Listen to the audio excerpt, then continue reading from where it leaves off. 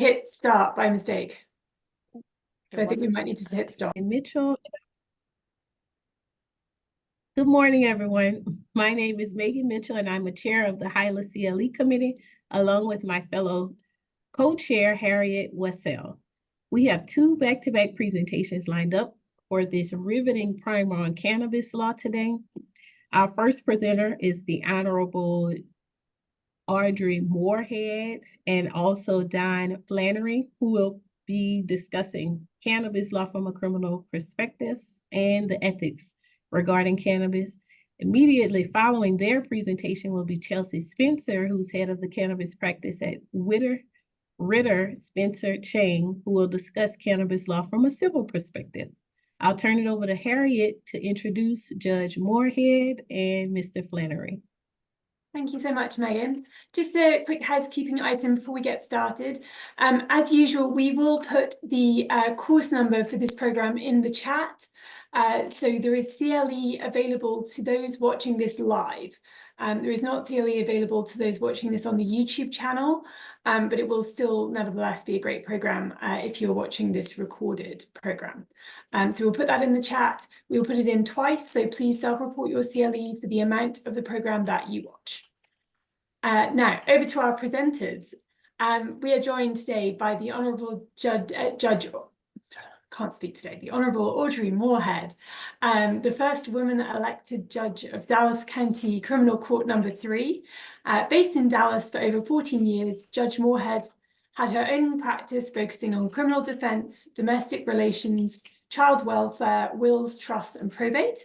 She was the 2023 president of the Texas County Court at Law Judges Association and is the 2023 to 2024 Secretary of the Criminal Justice Section of the State Bar of Texas. Judge Moorehead is an esteemed member of the Society of Legal Scholars for the Texas Bar College and serves on the Board of Directors for the Legal Hospice of Texas, CASA Children's Council, and the Advisory Board of Unlocking Doors, an innovative prison re-entry program. She is a member of the National Association of Women Judges, Dallas Association of Young Lawyers Foundation, the Dallas Bar Foundation, and a Life Fellow of the Texas Bar Foundation. We are also joined by Don Flanary III of the Flanary Law Firm PLLC. Mr. Flanary is on the board of directors for the Texas Criminal Defense Lawyers Association and the San Antonio Criminal Defense Lawyers Association. Don is also an active member of the National Association for Criminal Defense Lawyers, the Association of Trial Lawyers of America, the American Bar Association, the Texas Criminal Defense Lawyers Association, etc., etc. Don lectures frequently throughout Texas and writes extensively on areas of criminal law and is a faculty member of the Texas Criminal Trial College and Advanced Trial Skills course. We thank them both very much for joining us today, and we hope you enjoyed our presentation. Thank you so much for that very generous introduction. It was too generous, as a matter of fact. I was just telling everyone how much I don't enjoy hearing my obituary when we do these types of presentations, but I'm so excited and appreciative for the invitation, but I'm super excited to be doing this presentation with my very, very good friend, Don Flanary. He and I have shared membership in the Texas Criminal Defense Lawyers Association for many, many years and both been in leadership in that organization. He continues to be in leadership in the Texas Criminal Defense Lawyers Association. I'm in leadership in the Texas Criminal Defense Lawyers Foundation that helps fund programming for lawyers to become more educated like you all are today. Now, our subject today is cannabis, cannabis law. I call it weed law. I just like weed. I just like to say weed because, you know, as a criminal court judge now, it's just fun to do stuff like that. People have so many questions, and the landscape of cannabis law has changed so much in this country and especially in Texas, and people have a whole lot of questions about it, how it impacts them, their potential clients, and what the future is looking like. Now, my role here is primarily on the ethics side of it today, because Don is just he is the genius behind this type of law, and he's so far ahead of the curve on where everybody else is. I want you all to get a lot of substantive information from him, but because I am the chair-elect for the Texas Center for Legal Ethics, anytime they put me on the program, you automatically get some ethics. But somewhere during his presentation, I'm going to talk to you all a little bit more about the ethical implications of lawyers and cannabis law. But I want to give the majority of our time to Don, because it's just such a very, very interesting subject. Don, thank you so much for agreeing to present today. And I'm excited. I'm always happy to hear the update on what's going on in this area of the law. So Don, thanks. Thanks, Judge. I really appreciate that. I'll do anything for you. Anytime you ask me to talk, I'll come and talk for you. So let's talk about some weed, right? Let me pull up my PowerPoint here. I don't have a crowd out in front of you, so I can't get people to raise their hands and ask them who smokes weed. But I'm sure a percentage of people do. But what is weed, right? What is cannabis, and what does that mean in 2023? No one really cares about weed anymore, do they? It's legal in most states. We'll talk about hemp and CBD and how that has radically changed how law enforcement looks and prosecutes marijuana. We'll talk about what's going on today, what that fight in the courtroom actually looks like, and then what's this Delta 8 stuff that you hear about, and the pins and all that jazz. So we'll talk about a lot of those issues going forward. So no one cares about weed. It's not like it used to be. 91% of Americans are for legalization. It has the highest opinion polls want to legalize it across the country, although it's not legal in Texas. 91% of people think that medical or recreation should exist. So where do Texans stand? Well, 82% of Texans support legalization in some form or another. And that's across the board, even, whether it's medical marijuana, decriminalization, or legalization, there's quite a bit of support in Texas, even though marijuana, cannabis sativa L, is still illegal. So most states have some form. Texas actually does have legalization, has medical in a form that a lot of people don't understand, and so we'll talk about that. 23 states have full legalization. So as you can tell, most of the country, cannabis is legal in some form or another. So what about the hemp and CBD? What is hemp? Right?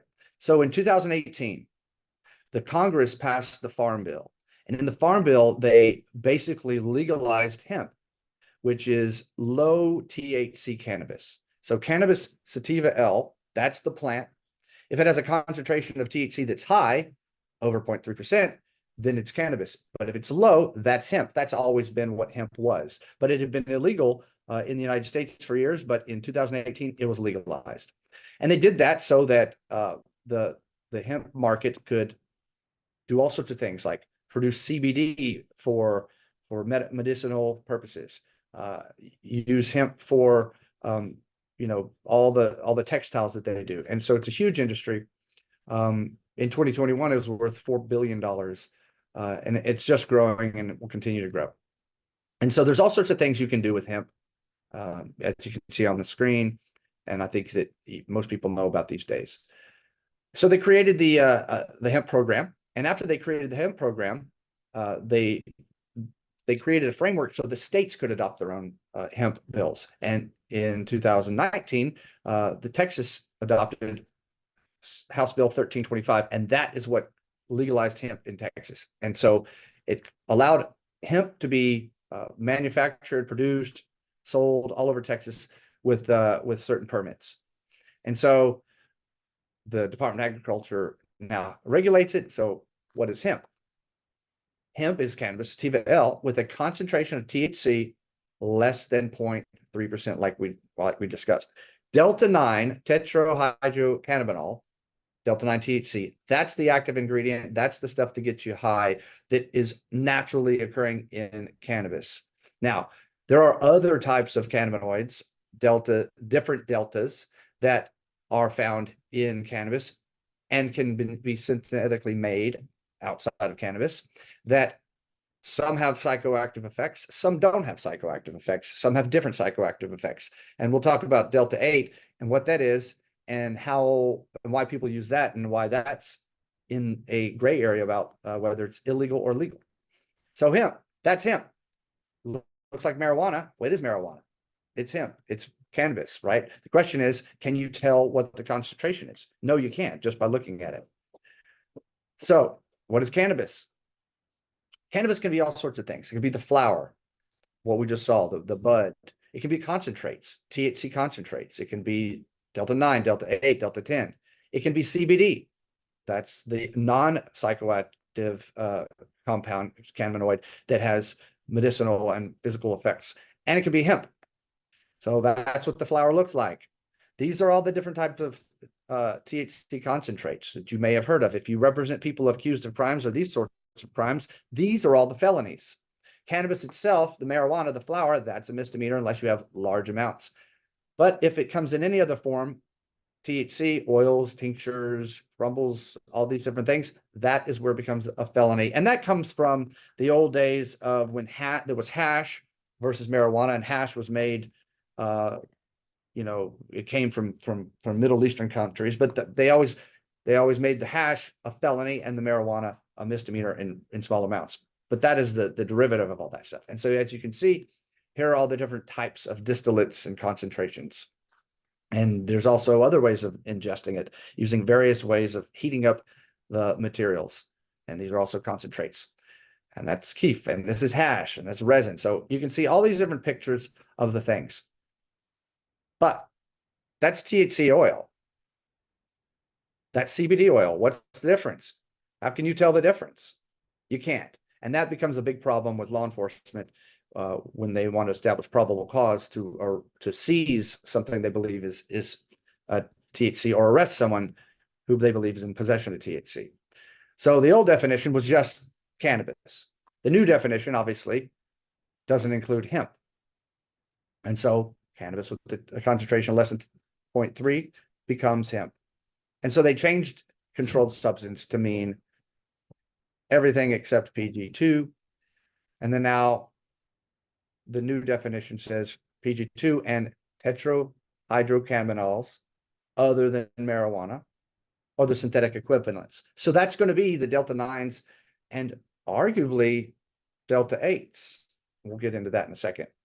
Or synthetic equivalents, or isomers, or similar chemical structures. This is where the argument comes in about Delta-8s. But, and this is pretty important, the term does not include hemp if it's tetrahydrocannabinoids in hemp. So what that means is, if I have hemp, and that hemp, and we know it's hemp because the THC concentration is less than 0.3, then that minor amount of THC is not illegal. I'll repeat that. If it's hemp, and it's hemp because it's less than 0.3%, then the THC in that hemp is not illegal. And that creates quite a loophole for creative defense attorneys, because there's always some hemp and THC. So what's that mean? That means that, well, how do we know that the THC was derived from hemp or derived from cannabis? The cannabis being illegal, hemp being legal. So they also defined CBD, which is consumable hemp products. So back to what's going on right now. Okay. And this is the fight that's happening in our courtrooms. So what does it mean for probable cause? What does it mean for an officer who sees what he believes is a green leafy substance that looks like what he's trained to be marijuana, smells like what he's trained to be marijuana, feels like? Well, there is no distinguishable difference between hemp and marijuana. And since there's no difference between hemp and marijuana, there cannot be probable cause to believe that a green leafy substance is in fact marijuana. It also changes what can be proven. In the past, the Court of Criminal Appeals said that it's sufficient for an officer to testify in his experience and training that the green leafy substances that he retrieved from the defendant's pocket is marijuana because he thinks it's marijuana. He smelled it, tasted it, looked at it, didn't taste it, but looked at it. Well, that can't happen anymore. It's not possible for him to determine. So now every bit of cannabis, of marijuana, would have to be tested, must be tested in order for a jury to determine that it was in fact marijuana. But what are those tests that they can do? Previously, the tests that were being used was chromatography, but now the only reliable tests that can be done are high performance liquid chromatography. We'll talk about that in a little bit, but there are very, very few labs that are doing high performance liquid chromatography. And of the ones that are, their methods aren't validated. They're not scientific. And so they don't pass 702 and Daubert. And so they're not admissible. So there's no admissible, or arguably, there's no admissible science to prove that cannabis is marijuana, or rather than being hemp. It also changes how we talk about our voir dire. Voir diring on, do you think everything from, do you think marijuana should be legal, to, did you know we actually have medical marijuana in Texas? Obviously, our jury instructions completely change. And so this changes the strengths of our negotiations.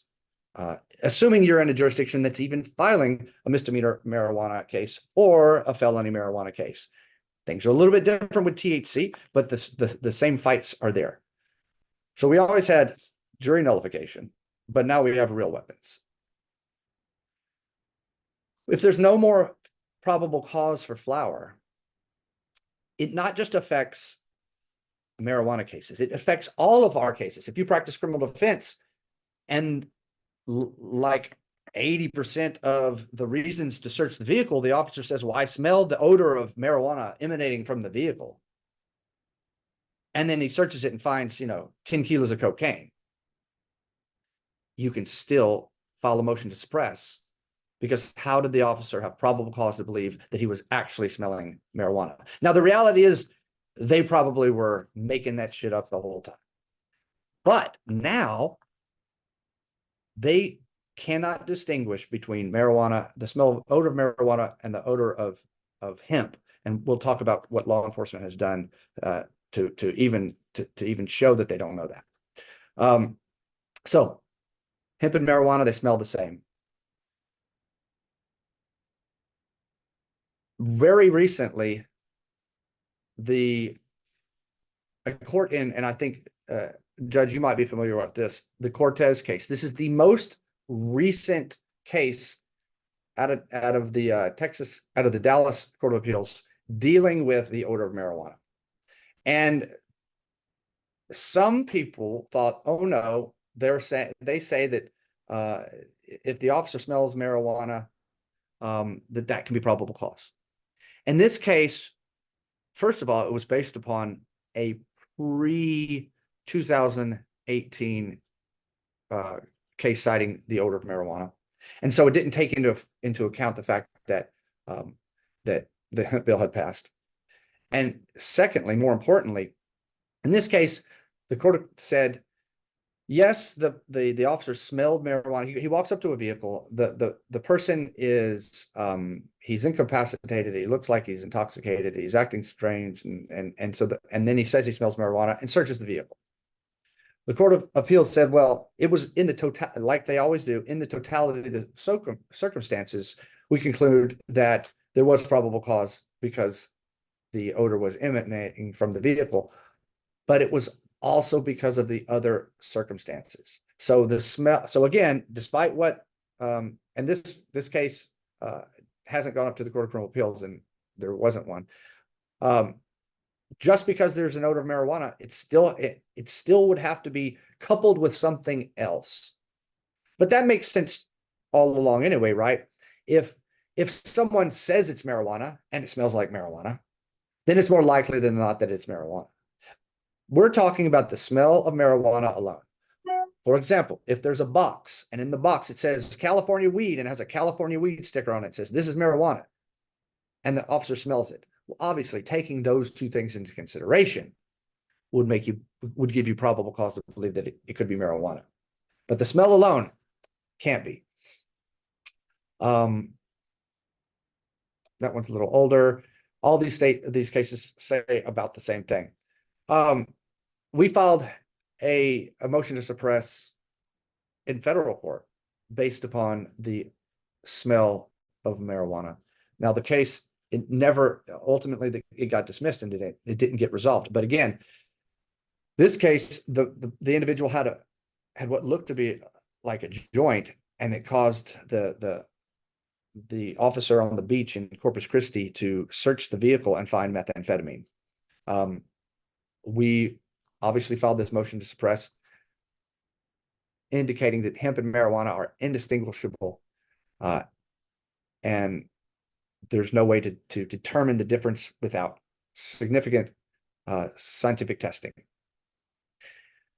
This is a paper from Plant Science, a scientific journal from 2019, where it talks about the terpenes in cannabis sativa, and that the terpenes are the same regardless of the marijuana, of the THC concentration. So terpenes, those are the molecules that cause marijuana to have its distinctive odor. And that distinctive odor is what people think of as marijuana. But those terpenes, they can have, they can smell like lemons, they can smell like pine, they can smell like fruits. It's the distinctive odor that marijuana has. Well, this paper talks about how those odors are found not just in cannabis, but also in hemp, regardless of the concentration. Law enforcement recognizes this problem. In Florida, law enforcement recognized that when their governor, DeSantis, signed into law their hemp bill, that it created a new problem, that they can't distinguish between the smell of marijuana and hemp. And they told their officers to make probable cause determinations accordingly, to get more information. And if you notice here, they've got 14 different things that would be other ways to establish probable cause other than being lazy and saying, I smelled marijuana. So this is a productive way that officers can continue to try to get probable cause or investigate without just relying on, I smelled marijuana. North Carolina did the same thing, taught their officers that there's an overwhelming popularity of CBD, and with CBD growing, you're going to see it all over the place. It looks just like marijuana, etc. And so they talked about the same issues. Another problem for law enforcement, and that's positive for people defending folks who are in these situations, involves canine detection dogs, canine narcotics detection dogs. Canine dogs are basically trained to the odor of marijuana, cocaine, methamphetamines. But if they're trained improperly on marijuana, then their use can be completely invalidated. And so visual ID is impossible. This, by the way, that's hemp. That's actual hemp. That was a load of industrial hemp that was seized by the DEA in Amarillo, and some friends of ours, the whole truck was seized. Some friends of ours took the case. They didn't charge them federally, but they seized it. And then they got it tested. They showed it was hemp, and the DEA had to give all that back. And this is 3,350 pounds of marijuana was really hemp that they had to return. The narcotics dogs. So canines, they're not trained to distinguish false positives. And there's a case out of the Colorado Supreme Court. Obviously, Colorado was one of the first states to legalize marijuana, and that's the McKnight case. And in McKnight, a guy was pulled over, a dog sniffed the vehicle, alerted to the detection of odor of narcotics, and they found a bunch of meth. Well, the dog had also been cross-trained in marijuana, and they said, well, because you can't tell whether the dog was alerting to hemp or marijuana. The dog is ineffective and useless. So they had he won his case, and they had to remove all the dogs in Colorado. These are some of the different types of common smells of terpenes.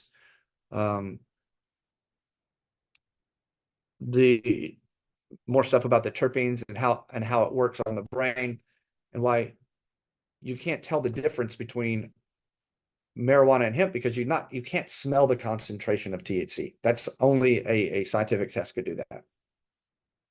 And there's ways of crossing the officer about terpenes, and they don't know what they are. And here's the McKnight case again. A sniff from a dog trained to alert to marijuana is a search in Colorado that must be supported by probable cause, and there was no justification. So now all dogs have to retire. All the dogs that were trained on marijuana, they get to retire and go to the beach. And that should be everywhere, but it's not happening yet in Texas. So if you get a canine case, or you're involved in a canine case, get those records, and if they are trained on marijuana, file a motion to suppress that the dog was not properly trained and cannot be used as the sole reason for probable cause to search the vehicle or house or anything like that. Also, what about probable cause for pens and cartridges? How do we tell the difference between a THC pen and a CBD pen? There's no difference. The resin looks the same. Unless the person has a sticker on there that says from Colorado THC, that would potentially be probable cause. If there's no stickers, no markings, you can't tell the difference. So if there's no probable cause, obviously the arrest should be suppressed, but also the seizure. All the statements admitting to that it was THC, and the testing as well.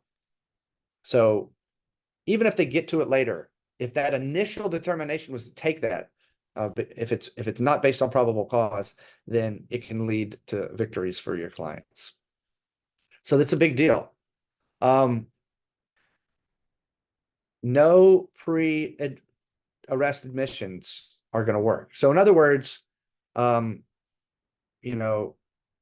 if someone doesn't say, if someone has a pen and the officer says, what's that? And the person doesn't say it's THC, and then they seize the pen, arrest the guy, and then they charge him, and after he's arrested, he confesses and says all the stuff.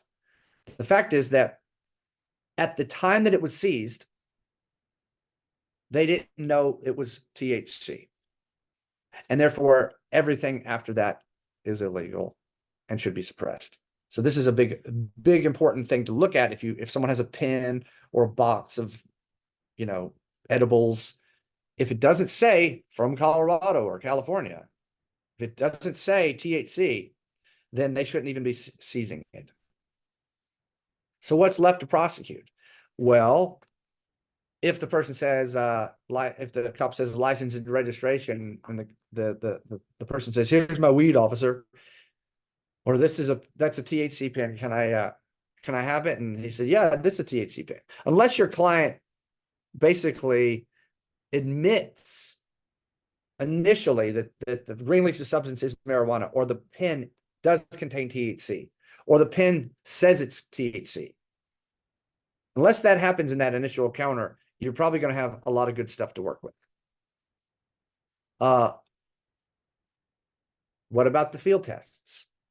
Field tests cannot be probable cause to arrest. Why? Because the field test is going to pick up the 0.3%. So we know field tests aren't valid to be used in court.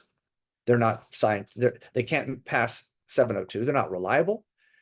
Field tests have always been used for PC to arrest, but Now, because any amount is going to be in there and it would be positive, they're all false positives. And so there's never PC, even with a field test. And even if you don't have a suppression issue, okay, fine. You still have to prove it is what they say it is. And by the way, what jury is going to be happy at the end of the trial when they found out, wait, this is just a weed case? So you always have the jury. But what must they prove? If they go to trial, and look, I don't suspect, and Judge, you can tell me, I don't suspect there's a lot of marijuana cases in county courts. A lot of, certainly, I don't even think they're filing them in Dallas, Houston, San Antonio, or Austin, but they are filing them in small counties. Well, what we're finding with marijuana cases, even in misdemeanor court, is that they are attached to something else. A small Yes. amount of marijuana may not net you a case in the county court or in the obviously not in felony court. It may or may not get you a citation in municipal court. But if you have a gun or is with the commission of some other offense, then you will have a misdemeanor marijuana that's attached to some Yes. other case. If you get pulled up for a DWI and they find marijuana, even if it's a small amount, then they can charge the marijuana, but you still have done, as you said, you still have the burden of, there's a burden of proof. Well, and I think for the longest time, marijuana has always been used as, they say it's a gateway drug. Well, I think it's a gateway drug for cops to try to get more charges, to search more. They've always used this odor of marijuana as their basis to search the vehicle. And even when there may not actually be an odor of marijuana, they just have a hunch that the guy has drugs on him and they're profiling him.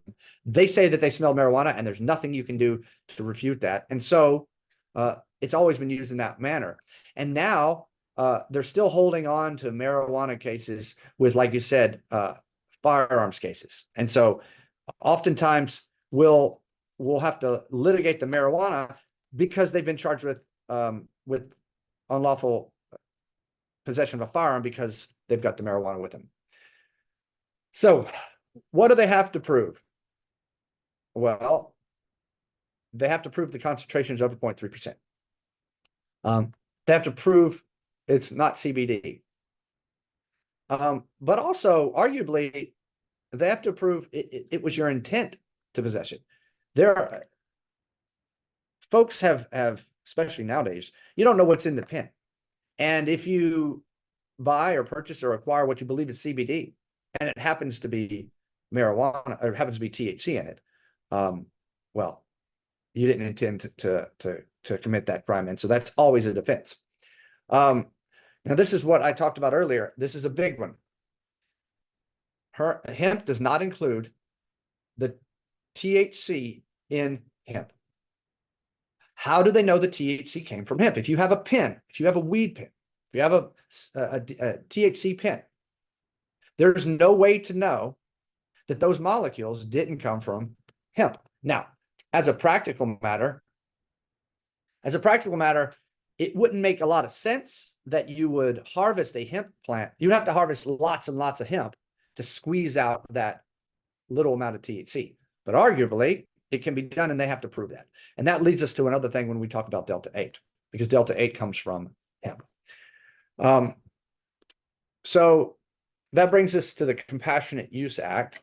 Low THC marijuana has been legal since 2015, and in Texas as well. And low THC cannabis is currently being prescribed to a number of patients for various things. In Texas, people don't think we have medical. Texas has medical marijuana. It's called the Compassionate Use Act. But again, it's low THC cannabis. You can go on the website, you can sign up for it. It qualifies for all these different conditions. Will qualify. You can order it online. It'll be delivered to your house. There's a number of steps to do it. You can sign up to the registry and get, and also, if you can use it as a defense as well. If the and so if someone believes that they need to use you know, they have a medical necessity for, and they have a compassionate use card, and they happen to use more than 3%, arguably you could have a necessity defense. So if you're still going to trial, the states generally don't have experts. They don't have experts that can pass 702. Like I said, that the scientific testing isn't validated, and the data is not certain. There's an expert that I always use. His name is Daniel Mailer. He's out of San Antonio. He's worked in Houston, I believe, as well. And so if they did what they were supposed to do, okay, they, first of all, they have to do gas chromatography. They have to use flame ionization, and there's a heat problem. So when you heat up, because by the way, THCA is what is converted to THC, and it happens when you heat it. Well, that's the same thing that when you smoke it, when you heat it. Well, when you use gas chromatography, there's flame ionization. If you know anything about DWI toxicology, you'll know that there's a little flame that ignites the molecules to measure them. Well, when you ignite the molecules, you're producing more THC than was there. And so that's a problem. That's why you can't use gas chromatography. And these are the scientific, I won't bore you with how that all happens. But the DEA does have real testing. They use high performance liquid chromatography. They don't use heat or flames. And so that's the process. And they have a solution to do it.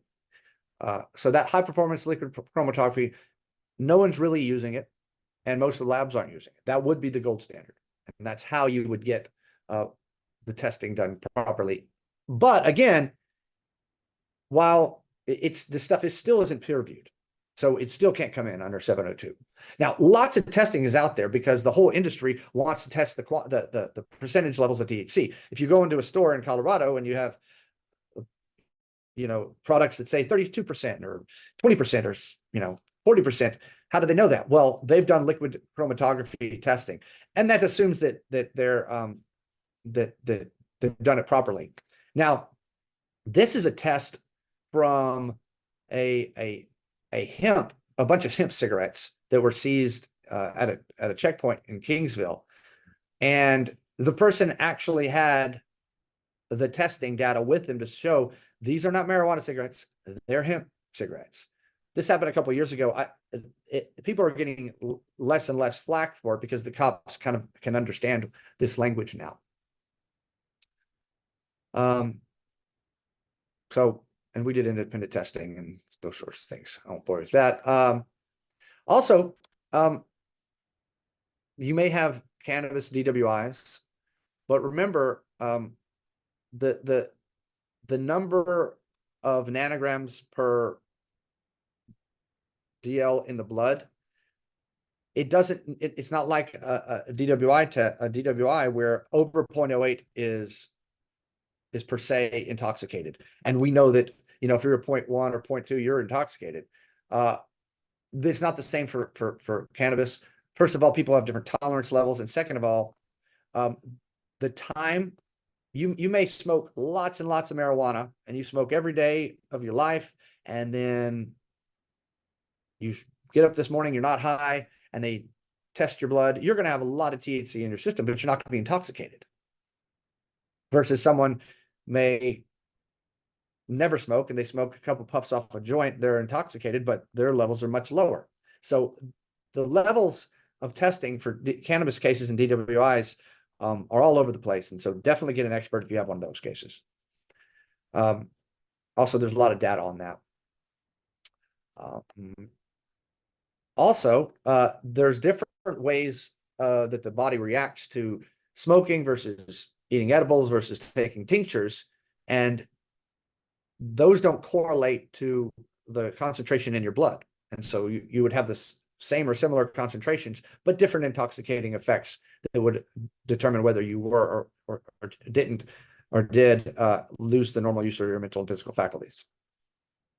So if you're going to have a trial, have motions to limit that they can't call it marijuana until an expert says it's marijuana, and they won't have that. You've got obviously the good old fashioned nullification. Why are we even here? And like most cases, you win your case in voir dire. It's not any different with this. So again, if you have a marijuana case, nobody should be, I mean, not that they're charging any in Harris County in misdemeanor court, shouldn't be pleading any, but if you're getting a felony marijuana case, if they pick up or maybe you got a bad guy and they can't get him on anything else, so they're going after him with a bunch of cartridges, fight it. Don't let up. They're always something to win in those types of cases. What about the feds? Same stuff applies, same issues, same hemp stuff. All right, so now let's talk about Delta 8. It's an isomer of Delta 9. It's similar to Delta 9, okay? But it only occurs in small levels in cannabis, okay? But it can be synthetically made from CBD, okay? These are the different molecules. That's Delta 8 on the top, that's Delta 9, different types of molecules that you find. So Delta 8 and also Delta 9, they both bind to the receptors in your brain. And as an aside, if someone smokes marijuana and they smoke THC and they feel high, that's because the Delta 9 receptor molecules have attached to certain receptors on their brain that makes them feel high. If the person then ingests or smokes CBD, those CBD molecules that they smoke they'll attach to the same or similar receptors and cause someone to be less high.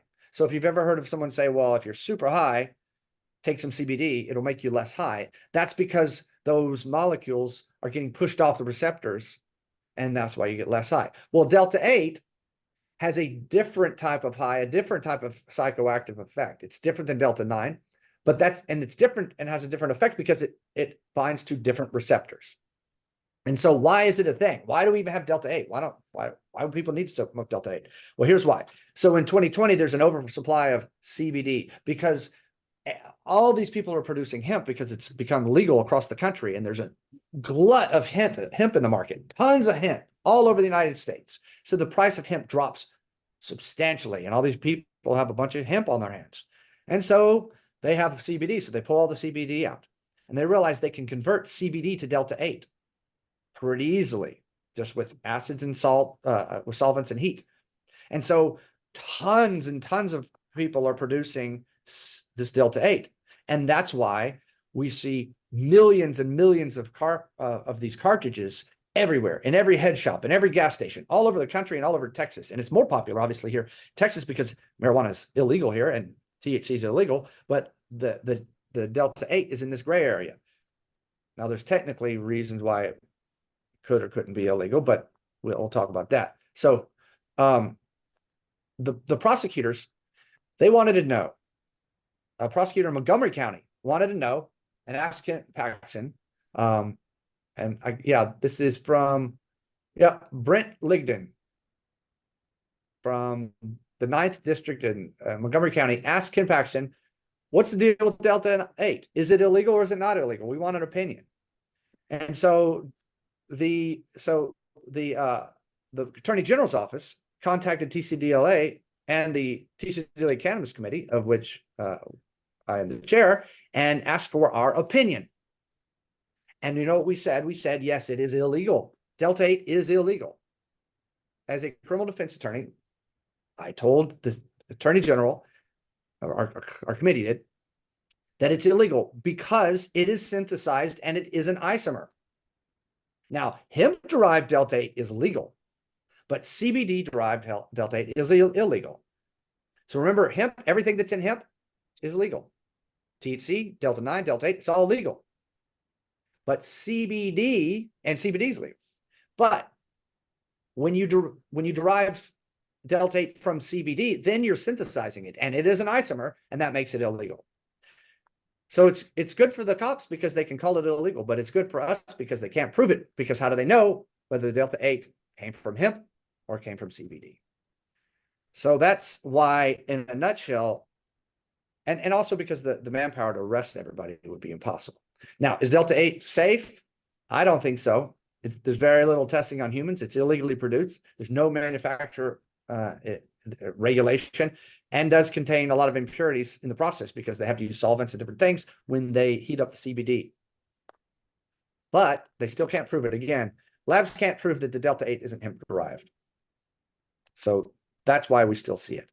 Now, the Ninth Circuit says, interestingly enough, that Delta 8 vapes are lawful under a different analysis, but this is not the Ninth Circuit. So there's other cannabinoids, other isomers, but they're not naturally occurring. These are other different things. So whatever you do, don't plea unless, you know, it's like £1 million and they're giving you deferred. Also, remember, these issues are important when you have motions to revoke. They pay close attention to those. Also, these sorts of issues they're obviously important in tampering with evidence, UCWs, asset forfeitures, money laundering, probation bond, divorce, parental rights, all this stuff you might need to know about. This is a really good book. This is another really good book. This is another really good book. And I think that's it. And now we can, I think, Judge, if you have some ethical considerations to talk about, and then we can also take questions. Okay, well, really, really briefly, and that is so, you did that so quick. There's so much information. This type of CLE for criminal defense lawyers can be a whole day. I mean, you can spend a whole day on this type of law, and and that's an important part, because what I want to talk to you a little bit about is the responsibility of the lawyer in this process. Lawyers and defense bar and prosecutors both have duties. Right. And so who owes a duty to what and to whom? Well, obviously, the defense lawyer owes a duty of care and a duty of conduct to their client, right? And that duty includes a duty of competence. And according to the model rules of professional conduct, a lawyer shall provide competent representation to their client. A competent representation requires the legal knowledge, skill, thoroughness, and preparation reasonably necessary for the representation. So and I very often have, you know, attorneys come over here from civil a lot of times, and because they got a little misdemeanor, they think it's no big deal.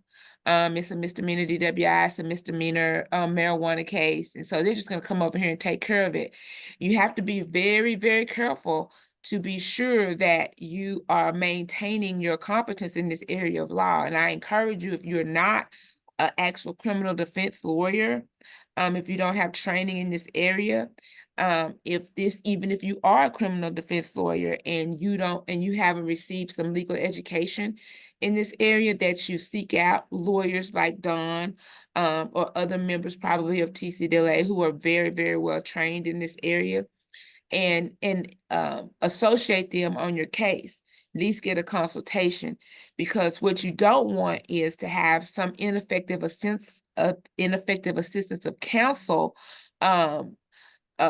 accusation against you because you didn't do your basic due diligence. And as Don has pointed out, in these particular cases, if you do not file your motion to suppress, if you do not question probable cause, if you do not question the forensics or have a 702 hearing, then you could be held to a inquiry as to whether or not you diligently represented your client and held up to your duty of care and of conduct.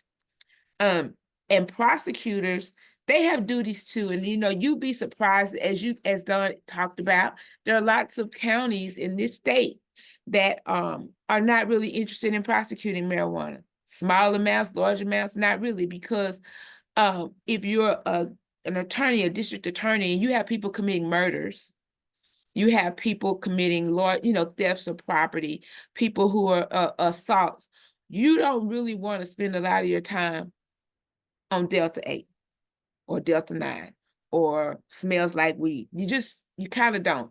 You kind of want to do those things that are gonna, you believe that are gonna really protect the public. So the role of the defense lawyer in this process is to give the prosecutor the information that they need to order to provide the result that you want. If you have to be in plea negotiations and raise the issue of whether or not they can actually prove its THC to the amount that would be in violation of the law. You have to bring that up. You have to tell the prosecutor, you know, I got a little problem with that puppy. That puppy is cute, but it can't sniff marijuana. I like your puppy. I'm a dog person, but your puppy, yeah, can't use your puppy. So you need to, but you have to raise that issue when you are in plea negotiations or when you're being, or in pretrial, in your motions to suppress. You know, prosecutors their role is not to win convictions at any cost, but to put before the court all available, relevant, and admissible evidence. And so sometimes it takes a defense attorney to have that conversation with the prosecutor. And when you have, and if you are in a position where the prosecutor is somewhat resistant to that, request a status conference with the judge and put this information before it. And laws only get changed because lawyers like you all push the envelope. You know, you put the information out there so that the law can evolve. The law is ever changing. And so we want to make sure that we are following all the rules of professional conduct and that we are staying abreast of issues like these. It's so important to make sure you have gotten documents, you've gotten motions. You can usually ask a lawyer to help you with any motions that need to be filed that are relevant in this area. I know that Dawn is usually extremely helpful in being supportive to attorneys who are confronted with these issues.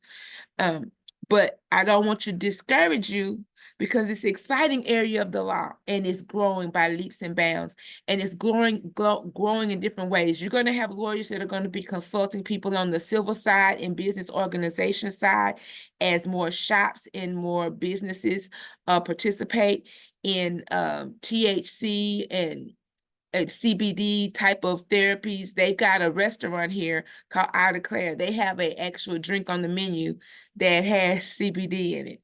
You go to the spa. I go get my nails done, and they have massage lotions with CBD in it.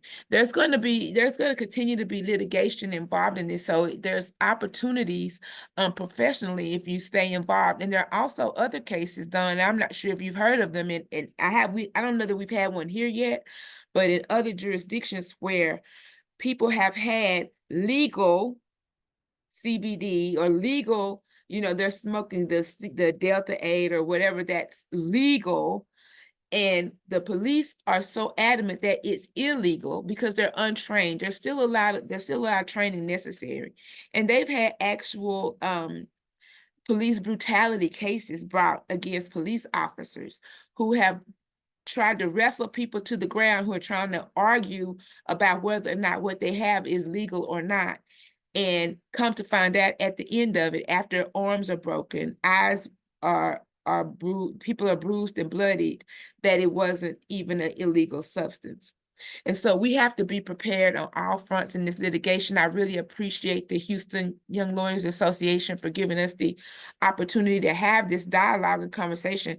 And we're certainly happy to take it to the next level and whenever we're called upon. But if there are any questions for Dawn, I think we have just a couple of minutes. Anybody, any questions? No questions? Oh, where's one? Someone raised their hand. I don't know how they can. Yeah, if anyone has a question, please will you put it in the Q&A or in the chat. We can't take you off mute just because the webinar platform doesn't let us do that. So if you have a question, please put it in the chat or the Q&A. Oh, we've got. Do you all have any knowledge concerning the impact of alcohol tobacco lobby on influence on Texas legalization of weed? I don't.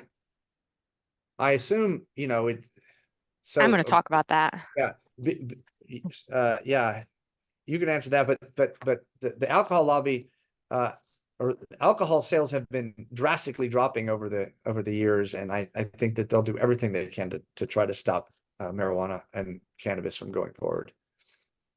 And we have, like, Denton County tried to legalize marijuana. We have actual municipalities that have tried to quote unquote legalize certain amounts of marijuana.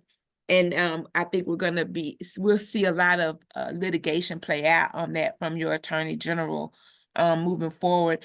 And you're going to have lobbyists on both sides, because I'm going to tell you something, in other countries, like take Canada, for instance, hemp is big bucks. They make everything out of hemp. They make bricks and build buildings out of hemp.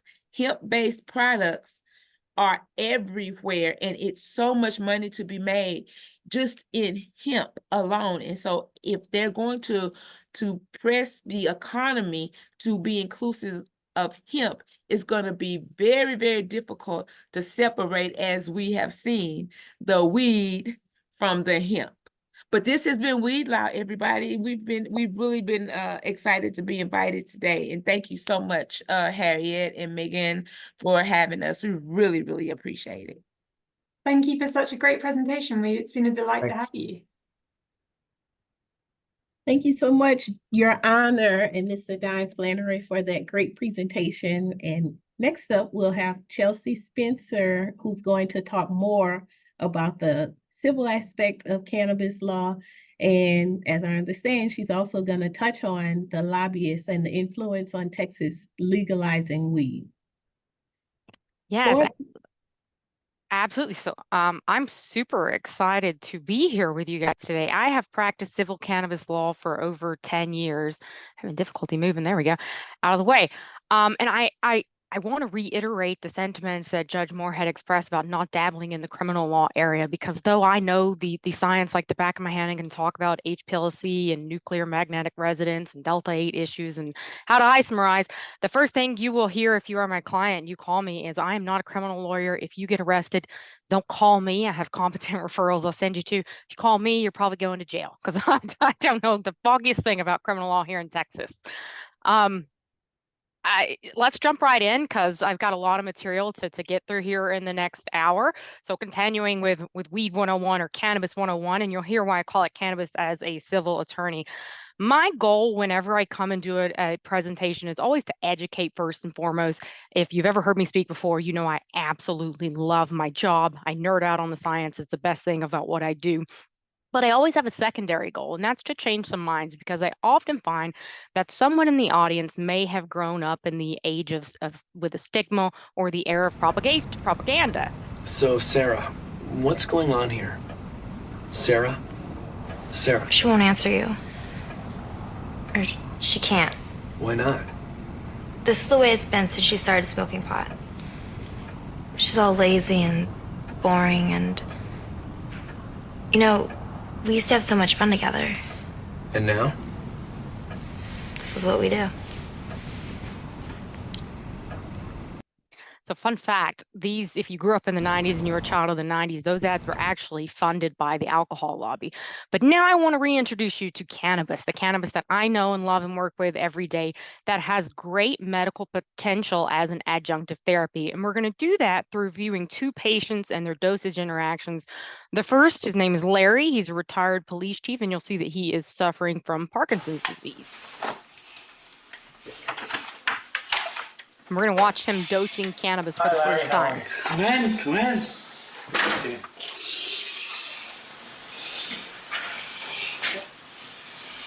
How you feeling? It's been a bit of a rough week, really. And the best way to take it is put it under your tongue and rub it in your cheek.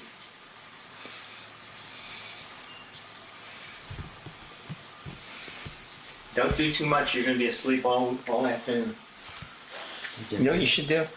No, don't try to communicate, just relax. See what happens. We know from animal experiments that the endogenous cannabinoid system is very important in regulating motor activity, that very type of activity that is impaired in Parkinson's disease. From animal experiments, we also know that boosting certain branches of the endocannabinoid system is helpful in relieving symptoms of Parkinson's. Finally, from anecdotal information, we know that certain patients who smoke marijuana experience relief of their symptoms. I think you're calmed down. So quickly. Isn't that amazing? He used just a single drop, and his hands afterwards were rock steady, and the dyskinesia left. The wife's coming back. It works most of the time. In fact, it's... Here comes the best line. Did you guys eat lunch? Are you hungry now? Funny I am. Actually, A person like me could really use marijuana. It makes me pretty angry that I can't get it in my home state. The number one frustration that I have is knowing that there is this untapped potential that comes from what marijuana is teaching us to generate new medicines, and being stuck because of financial issues or political issues. That is extremely frustrating. We now know that medical marijuana controls dyskinesia, and yet it's not available to us. All right, we got one more patient introduction, and this is actually a Texas family, and this video is prior to inception of our medical program, but we'll talk about how families like this still struggle today here in Texas with our very limited medical program. This is the Zartler family in Richardson, Texas, and you're going to meet their daughter Kara, who suffers from autism and self-harm. What you're watching right now is Mark Zartler committing a crime that helps his daughter, who cannot help herself. 17 years ago, Christy Zartler gave birth to twin girls. Keely, her twin, came home first, and then 3 days later, Kara followed her. And they began the difficult, years-long task of learning how to treat Kara's cerebral palsy and severe autism. This is an antipsychotic. There are antipsychotics and enzymes and sleep aids, but few things helped fight off the worst of her symptoms. That could sometimes go on for hours. Pretty much on a daily basis, we have some sort of episode. When it's heating up, I turn off the fan, have a level 1/8 of a teaspoon. When Mark found the one thing that could stop his daughter, he made this video to show the world.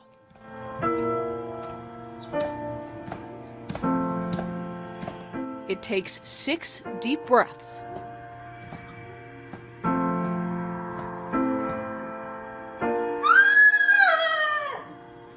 and a father's dedication.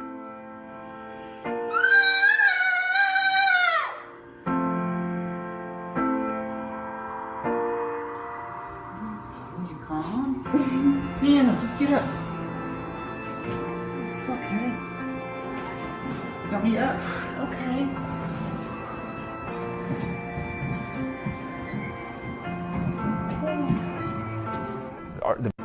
That kicks and heating them to 410 degrees.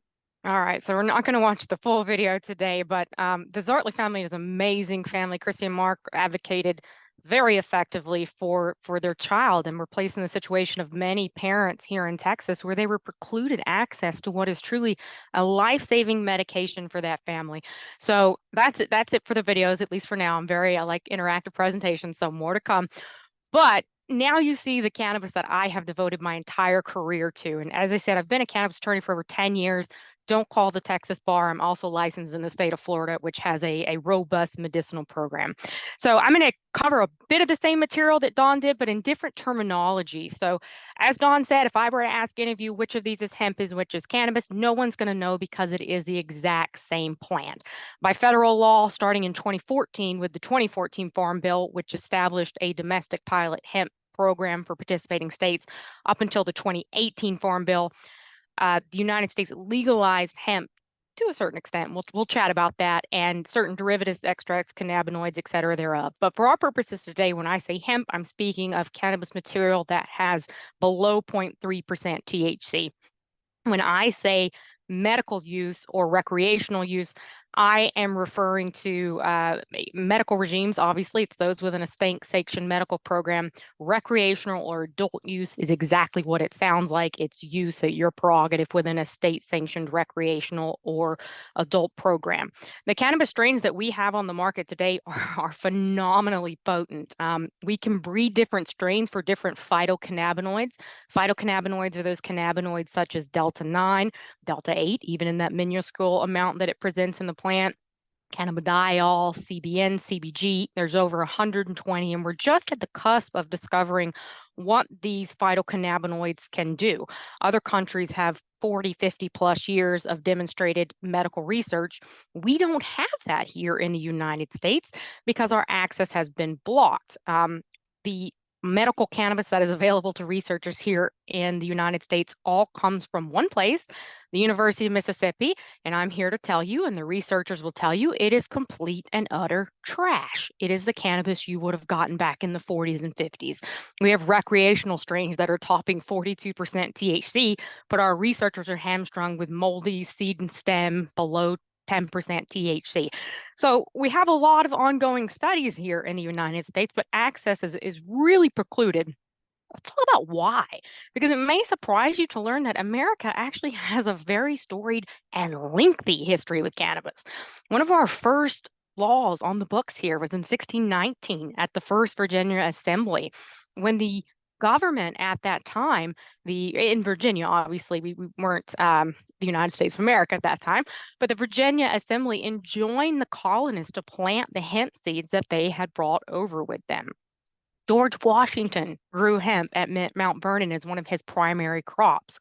We had a history of usage in World War I, and I don't care who you are and what your purpose is on this webinar, but I'm here to tell you that someone in your family, your great-grandmother or your great-great-grandmother, used cannabis. And that is a simple fact of life, because beginning in the 1850s to the early 1900s, cannabis was essentially the Tylenol of the day. We even had our own strain developed here called Cannabis Americana, and it was used for a variety of treatments, including for insomnia, pain relief, cold relief, you name it. It literally was essentially the Tylenol of the day.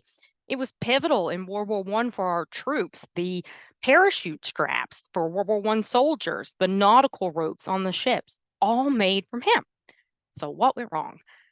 Any cannabis attorney, a civil cannabis attorney will tell you there is a huge social equity component and push for social equity. I can't speak today either. Here in the United States. So we have to know where we're going. We have to know where we've been. This man's going to become very important for our conversational purposes today. This is Harry J. Anslinger, and he is pretty much the sole man that you can thank for cannabis status as a prohibited plant, such a controversial plant from the 1930s onward. Harry Anslinger was actually the commissioner of the newly created Federal Bureau of Narcotics in the 30s, and he led that bureau from the late 1930s to 1962. He's also the man that was behind alcohol prohibition. And when alcohol prohibition ended, he needed something else. And even though he had said in the past, and he used the word absurd, it's absurdly ridiculous to say that cannabis is dangerous, he pivoted and he wanted to start seeing cannabis regulated as a drug. In the early 1900s, there were a ton of immigrants coming in from Mexico who were bringing this plant called marijuana with them and sharing it with American citizens. And this was purportedly of concern to Mr. Anslinger. So what changed? Because prior to the late 1930s, you would go into any pharmacy and you could purchase a cannabis tincture or any type of cannabis medication at your local pharmacy. So in 1936, this little gem hit the movie theaters. These high school boys and girls are having a hop at the local soda fountain. Innocently they dance. Innocent of a new and deadly menace lurking behind closed doors. Marijuana, the burning weed with its roots in hell. In this film, you will see the ease with which this vicious plant can be grown in your neighbor's yard. rolled into harmless-looking cigarettes, hidden in an innocent shoe or watch case. If you want a good smoke, try one of these. You will meet Bill, who once took pride in his strong will as he takes the first step toward enslavement. Of course, if you're afraid.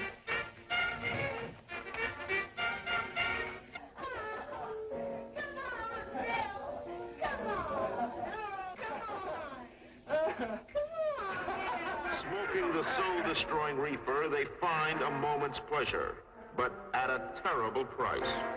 Debauchery, violence, murder, suicide, and the ultimate end of the marijuana addict. Hopeless insanity.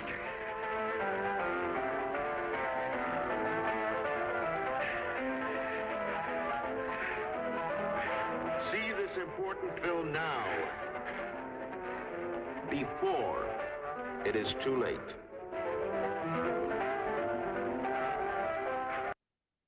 So we all giggle at that and laugh. Anytime I play this for audience, we get a huge laugh.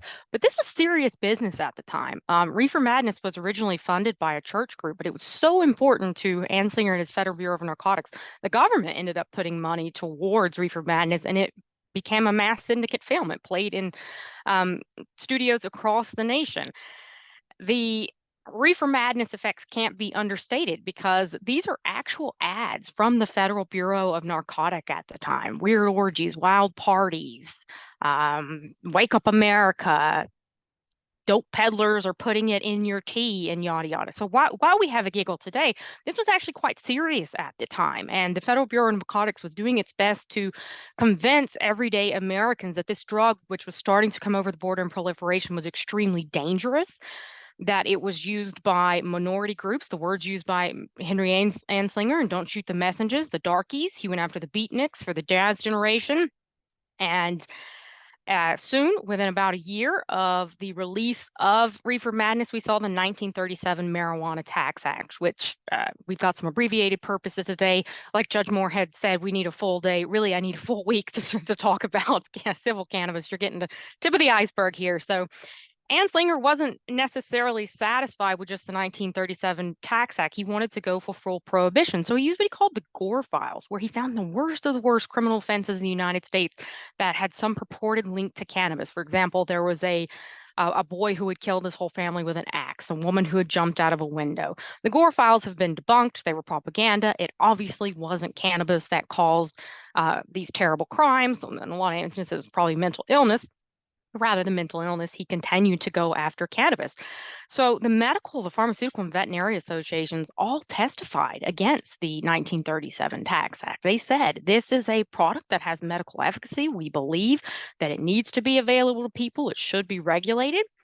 As the testimony continued to roll out up into the passage of the 1937 Tax Act, he pivoted. And you heard Don use a term that came from Mr. Anslinger, and it is called the gateway theory. And he created, along, with the one scientist who agreed with him, he actually consulted 30, 29 came back and said cannabis is not dangerous. One said that it was. So he used that one particular science to come up with the gateway theory, which we all grew up with. It's that if you try cannabis, it's going to go steamrolling down here, and the next thing you wake up and you're a heroin user. It's been largely debunked. There can be addictive properties to cannabis. I'm not going to sit here and deny that to anyone, but the gateway theory was debunked, sadly not at the time. The mayor of New York even used the citizens of New York's taxpayer money to form this comprehensive scientific study that included pharmacological researchers, scientists, physicians. They came out with the opinion that it needed to be regulated as something similar to alcohol, something that does have the potential for harm, but with proper mechanisms in place for recreational use or proper categories for medicinal, it should be available to the American people. So, of course, Mr. Anslinger accepted all of this scientific data, and we moved on to where we are today. Absolutely not. He personally sued the mayor of New York and every single member of that commission in the state of New York for their findings. Then he shut down all cannabis research in the United States beginning in 1944. So fast forward to 1969, the U.S. Supreme Court overturns the Marijuana Tax Act. We're not going to get into technical reasons on why, but 1 year prior, Richard Nixon was elected in '68, and this is where we see taxation turn to complete prohibition, and Nixon started his war on drugs, declaring it public enemy #1. Now, there is no question that Nixon had ulterior motives, and I'll show you one of his quotes in a minute, but he called something called the Schaefer Commission, which was the leading scientists, pharmacological researchers, physicians, veterinarians, etc. of the day, and he asked them, I'm commissioning you to study cannabis. I need to know, is it a violent, dangerous criminal drug? They came out and said no, which is not the answer he was looking for. They said that they actually found there's no link to increased criminality. They found that due to years of misleading propaganda, while the American public believed cannabis users to be dangerous, and these are their actual findings, they found users to be more, and here's some of the words they use: timid, drowsy, passive, happy. Conclusion: cannabis was not a widespread danger to society. They once again recommended social measures that could discourage excessive recreational usage and not criminalization. So Nixon accepted those findings, right?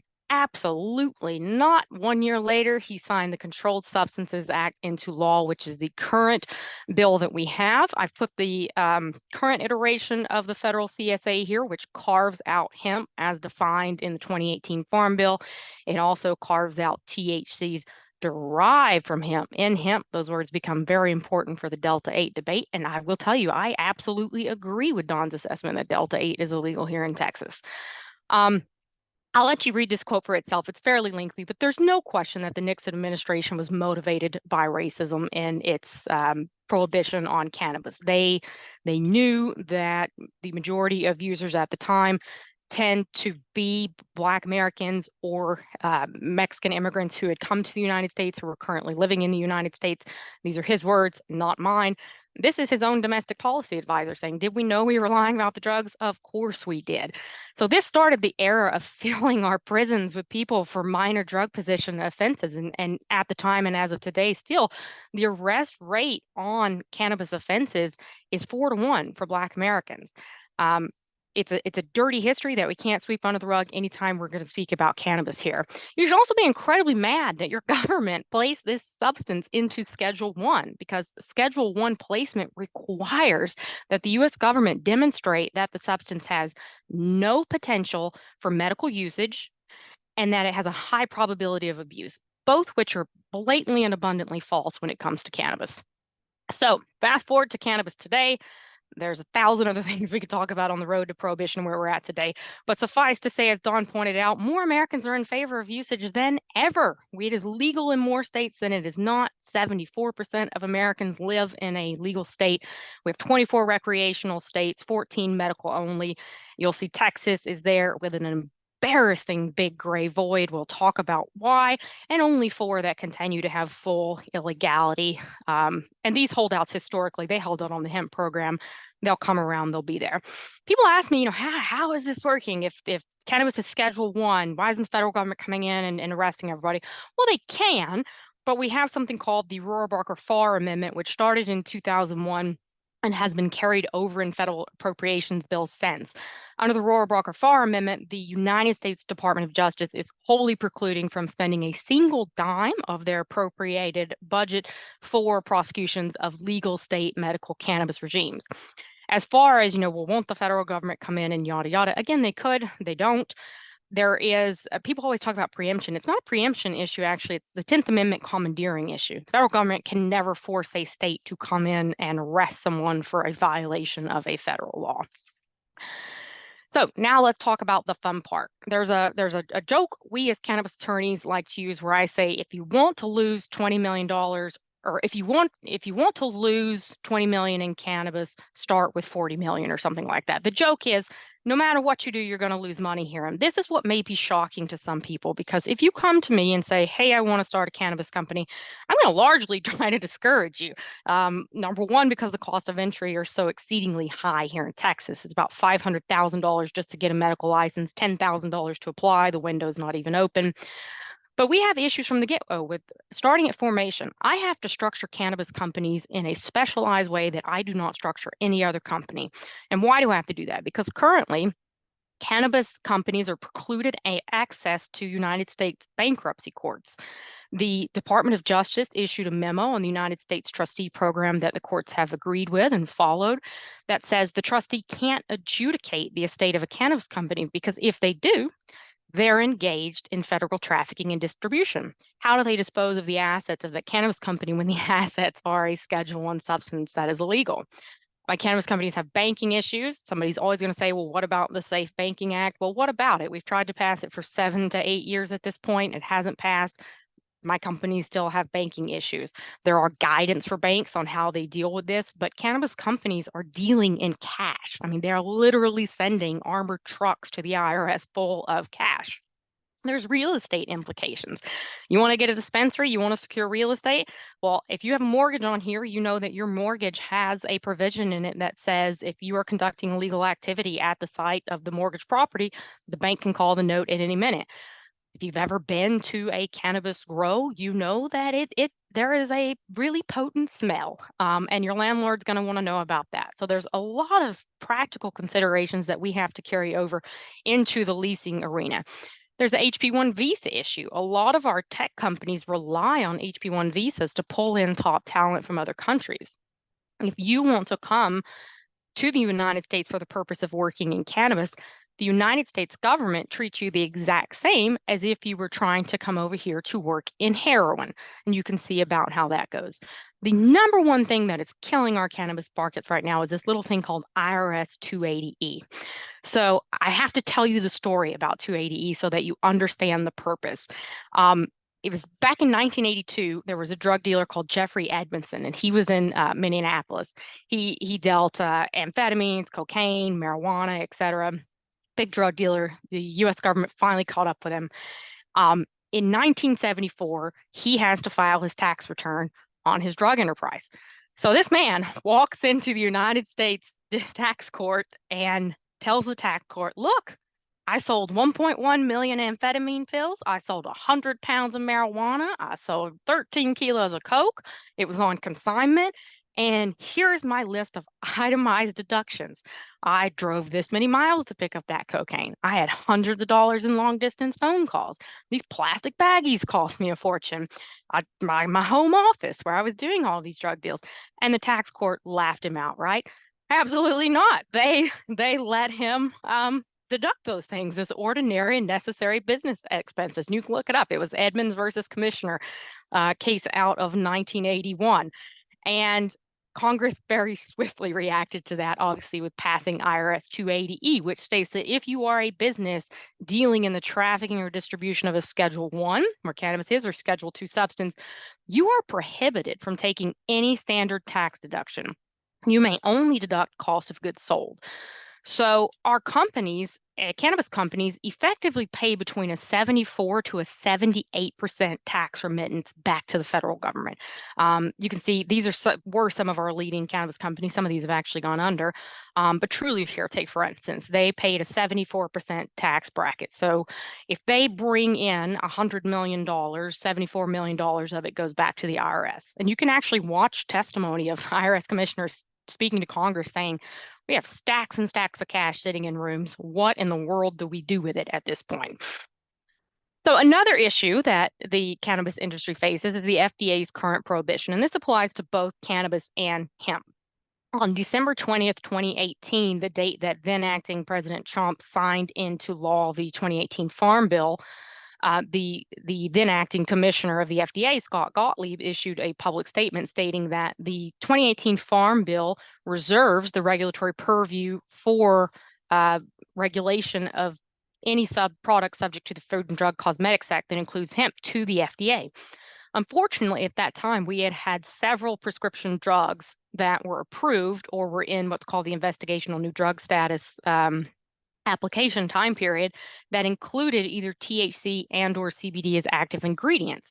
And under the Federal Food and Drug Cosmetics Act, if a product that is subject to the FDCA contains an active ingredient for a prescription drug, it is considered an illegal or adulterated product in United States commerce. So, you're probably saying, well, I can go to my gas station and find 20 of these products on the shelf. Yeah, of course you can. The FDA randomly sends out enforcement letters. They're more concerned about companies making health claims. This CBD will cure your brain tumor, COVID. There were a lot of COVID-related claims. Other than that, the FDA has been fairly lackadaisical in enforcement, and that's because Congress literally yells at the FDA anytime they are on the Hill testifying about this subject. Congress has time and time again told the FDA to fix this issue. The FDA took 5 long years to come back and tell Congress in January of 2023, well, we looked at it. We can't fix it. We're bound by the statute. And I do agree the FDA is bound by the statute. So Congress, you need to fix it. So you'd think with all this interest that pharmaceutical interest, that intellectual property protection would be fairly easy to obtain. Not so, says the United States Patent and Trademark Office. Right now, cannabis and hemp companies are wholly precluded from obtaining a trademark on their goods and their plant-touching services. In the 1960s, and we could do a 3-hour-long webinar on this, the Trademark Trial and Appeal Board made up a rule which they call the lawful use rule, and they pulled it from this section of the Lanham Act that says all commerce that may be lawfully regulated by Congress. And their argument is, if it can't be lawfully regulated by Congress, then it's not eligible for trademark protection. That is an asinine argument. Congress regulates all sorts of unlawful conduct. So the USPTO has become an expert on the Environmental Protections Act, the Pesticides Act, the Farm Bill. If you try to register anything that goes in the human mouth, a pet's mouth, on the human body, on a pet's body, you will get a denial based on the lawful use. This is something that particularly interests you. There is a wonderful law review article. I've got it linked down here in the presentation. I'm still looking for a test plaintiff. I would love to take this issue up to the United States Supreme Court. We got as far as the Federal Circuit in Henry Joy T, and unfortunately that plaintiff had to declare bankruptcy. So patents have it a wee bit easier. There is no prohibition on lawful use over on the patent side. The latest data I had was from 2019. I did not have time to go pull, what is that now, 5 years worth of data from the patent office, but suffice to say the trend continues to go up on patent filings. But we actually still have a big question on enforceability of patents. We have yet to see a patent litigation matter that has made it to final adjudication here in the United States. So now let's chat rescheduling, because everybody's probably got a ton of questions on rescheduling. I do expect rescheduling to be done by year end. So great, whole problem solved. Once again, I hate to be the bearer of bad news here, but absolutely not. One of my very good friends wrote the memo for President Biden that triggered the HHS rescheduling memo that was sent over to the Drug Enforcement Administration. And currently, the U.S. Drug Enforcement Administration is reviewing that memorandum. It was the ultimate recommendation and opinion of HHS that cannabis should be rescheduled down into Schedule 3, which will qualify the substance for more accessible and available pharmaceutical use. When this happens, we'll see drug companies, honestly, the day it happens, you're going to see a slew of NDA and IND. Those are drug application investigation documents that are going to be filed, because with approval of cannabis into Schedule 3 and rescheduling, it will become available as any other pharmaceutical in Schedule 3, such as, for example, codeine. You can get it at your local CVS. You'll be able to get it at your local Walgreens. So by year end, absolutely not, because here's the way the process works. We're still waiting on the DEA to even review the rescheduling recommendation. I do fully anticipate the DEA is going to agree, albeit they're not going to like it. They're going to agree to replace it into Schedule 3. The DEA will formulate a proposed rule. The public has 30 days. Anyone, any interested party in the entire United States can submit public comment on that during that 30-day period. It can be extended. Also, during that comment period, you can move for a hearing before an administrative law judge where you can put on your evidence in favor or against. And then at the end of the day, the DEA will have to take all of those comments. And this is probably going to be one of the most commented issues that the DEA has ever faced in the entire history of the United States, because people are pretty fired up about this. So the DEA then has to take every single one of those comments, go back and review them. After they review, they may implement changes. If they do, we kick the whole process on notice and comment again. If they don't, if they adopt the rule and we go forward, Then cannabis is rescheduled into Schedule 3, but we're still not done because I guarantee you the day that the final determination comes out, one of two sides is ready to file. Kevin Sabet and the prohibition side will be ready to file if the recommendation comes out and it's finally rescheduled into Schedule 3. If DEA says, nope, we're ignoring you, HHS, even though you're an organization of scientists and physicians, and we're keeping in Schedule 1, the cannabis industry will be ready to sue on that day. So all of this is going to take time. That litigation is probably going to be instituted by year end if we see movement from the DEA on rescheduling anytime within the next, I would say, 1 to 3 months. And then we start the process of lengthy district court litigation that will like go up and down and up and down. And there are multiple routes that you can challenge an administrative decision or rescheduling petition. So don't get too excited yet. I think within, my best guesstimate is going to be within 1 to 3 years, we see final rescheduling down into Schedule 3. So now let's talk about the great state of Texas. I can't say we are the great state of Texas when it comes to cannabis here. So a word from my good friend Hank Hill. Hey man, sign a petition to legalize hemp? What's hemp? And that's what everyone in America said in 2013 prior to passage of the 2014 Farm Bill. So you heard Don talk about passage of HP 1325 in June 10th, 2019. Extremely proud to say I worked on that bill, and in addition to some of our federal cannabis laws. HB 1325 established our domestic hemp program here in Texas. It removed hemp and hemp-derived THC from the penal code. Most importantly, it created a bifurcated regulatory regime here in Texas. Producers and growers are governed by the Texas Department of Agriculture, which follows, and this goes back to Don's note on THCA, it follows a total THC standard, which is THCA plus Delta 9. So it does account for conversion on our grow side. So THC flower is actually illegal to grow here in Texas. On the dishes side, Texas Department of State Health Services, that agency governs our consumable hemp products program. Consumable hemp is broadly defined. It sounds like things that would just go in your mouth. It's actually, topicals, lotions, what you would consume as a consumer of a hemp product. Any phytocannabinoid is eligible here. There is a kerfuffle right now with Delta 8. As Dom pointed out, the only way that you can create Delta 8 is through the isomerization of CBD. Delta 8 is what we classify as a semi-synthetic. It's one that you can make from a phytocannabinoid, and it's why we call it a semi-synthetic. There's also full synthetic like THCO, which you will also see here on Texas store shelves, and the law is very clear that it is illegal. We have seen an uptick in store raids, particularly on the THCA issue. Here in North Texas in August of 2023, there was a store called Be Happy Hemp that was raided. That was due to THCA.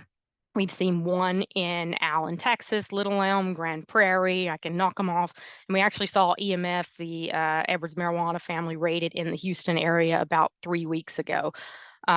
A lot of these stores are also making blatant claims that they are medical organizations operating within the medical program, and they are certainly not. So this is a picture that I took 2 weeks ago in Total Wines, and I am abundantly proud of this picture because this represents 3 to 4 years of work on my end. I have flown around the country literally since about 2019, presenting to the boards of major companies on the legalities of hemp-derived goods, and most of the publicly traded companies have historically stayed out due to the FDA prohibition. So this goes to the question on alcohol. It's a myth that the alcohol industry is terrified of cannabis. Absolutely not. They're all in. In the past 2 months, I have personally led several M&A deals, at least 4, with some of our largest alcoholic beverage distributors. As Dawn pointed out, alcoholic beverage categories are down 30 to 40% across the board. What we're seeing with on-premises consumption, THC beverages are outselling alcoholic beverages 9 to 1. One of my clients put one of their THC beverages in a grocery store, and within 15 days, the entire alcoholic beverage category went net positive. Now, these products don't have alcohol in them. They are THC only, but they mimic the effects of an alcoholic drink. You can go to Total Wines and buy one today. I actually took this picture last night with a THC seltzer to show you we do have regulation of our manufacturers here in Texas. There are bad actors who run it for everyone. but the Department of Health and Human Services has fairly stringent regulations for our consumable hemp product manufacturers that include labeling regulations. So this guy right here, the QR code on the bottom left, you will find that on any, I'm not going to say on any hemp product here in the statement, any hemp product that was produced in accordance with HB 1325 and the DISH's regulations. And that scannable QR code will always lead the consumer to a cannabinoid potency profile from an accredited laboratory who will usually be using HPLC, high spectrum liquid chromatography. There is a third form of testing that's emerging, which is nuclear magnetic resonance. It is phenomenally cost expensive and prohibitive. But our food manufacturer, our hemp derivative food manufacturers also have to follow all of the standard food safety laws that the state of Texas requires. So you can see on this can, this is actually not a Texas company, but it's just what I had in front of me. You have the ingredients listing in accordance with the FDA regulations. You have the nutritional or supplement fact panel. You'll have the manufacturer disclosure, yada, yada. So they do have regulation to an extent. What we have a vast issue with are unregulated bad actors. And all of these, you know, for example, just on the hemp beverages alone, you'll be remiss to find one that is above 5 milligrams THC. When you see people out there producing, you know, a 300 milligram bag of gummies with 30 megs per gummies, that's not at all what we intended with the 2018 Farm Bill. What people do is they divorce the very first words of the definition of hemp, which is the plant, Cannabis sativa L. The way the formulation was supposed to work is if, for example, you had a 10 meg gummy, you divorce the pectin, you divorce the sugar, you divorce the fillers, and you take the plant material only. And then you get the ratio of the THC in that plant material on a dry weight basis, and that is supposed to be below 0.3%. Jokes on us, the definition was not well formulated. I do expect that the federal government is going to try to curtail this. I work with several of our senatorial offices on, you know, what we're going to do. Frankly, the cat is out of the bag at this point, but one of the leading propositions is to cap these products with either a defined milligram cap of, you know, 5 mgs per serving or something like that. You will see movement here in Texas. We're entering the legislative session here in 2025. Our governor's office is a bit concerned about child access to some of these products. We've seen a marked increase in cannabinoid dosage incidents here in the state of Texas. Unfortunately, the highest categorical rise has been in the 0 to 5 age range. As Dawn pointed out, we do have a medical program here in Texas. It is pitiful. It is absolutely pitiful. I'm ashamed of it, and I'm not being hyperbolic. The Texas Compassionate Use Act was passed in 2015. The delivery of the first medication in that program didn't go out until 2018. So while we have a very young medical program, we've made scant progress in relation to our medical program. We are the only state within the entire United States that for some reason thought it was prudent to put regulation of our medical cannabis program under the auspices of law enforcement. I mean, that's right. Our state troopers run our medical program here, which is terrible. We have 3 licensed dispensing organizations for the entire state, only 3. And you may be thinking, well, that's not a problem. They've probably got stores everywhere. They do have pop-up locations, but the real problem is DPS has taken the stance, and I say taken the stance because this is not reflected in our statute, that the dispensing organizations cannot store product overnight. So if you're in El Paso and you need your medication, somebody is up at Compassionate Cultivation at 1 a.m. loading up a Prius to drive all the way to El Paso to get that medication out of that Prius and then to go right back to Compassionate Cultivation because it cannot be stored anywhere but the original dispensing location. Terrible. Our first qualifying condition that we had for years, and this was it, was epilepsy. We fought tooth and nail in the 2021 legislative session to get, for example, cancer, post-traumatic stress disorder, a few of those others added.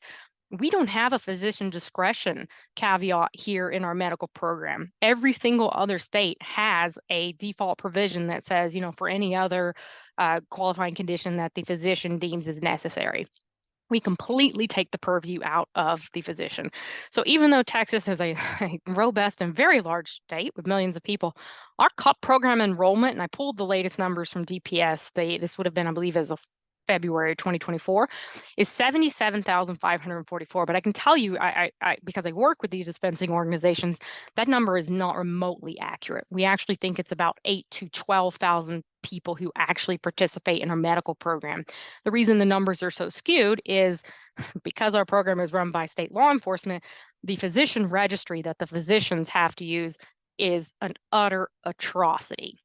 If, for example, your mother needs to go into the medical program, she goes in with one doctor, decides she doesn't like him and she needs to go to another, they often have to put her in again with a fake birth date, change her social security number a little bit, do something because the registry won't accept a duplicate registry.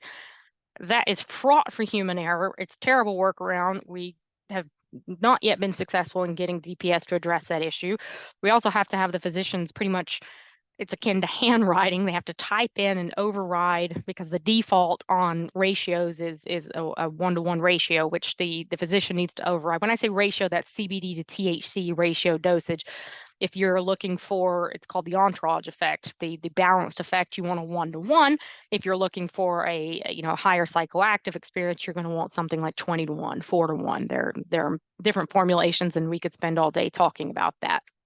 Our CUP program put out an open call for applicants last year. They opened the window for 3 months. They received over 200 applications. And again, bear in mind, people have to pay $10,000 just to file that application, but that's a negligible cost. Had you called me in 2022, the first thing I would have said is, do you have $20 to $25 million in available capital? Because without that, I cannot give you a competitive stance in an application whatsoever. If you had that 20 to 25, people invested real money into securing facilities, executing LOIs with landlords, executing LOIs with potential staff. And the department has sat on those applications since that time. I don't believe they've even opened them at the last check. And they hired an out-of-state organization from New Mexico to come in and do a review of our medical program. So if you take anything away from this presentation today, please contact your state representative and legislators and talk to them about the need for expansion of our medical program. It would also help get some of these illicit substances, the untested substances that Dawn was talking about, off of our streets.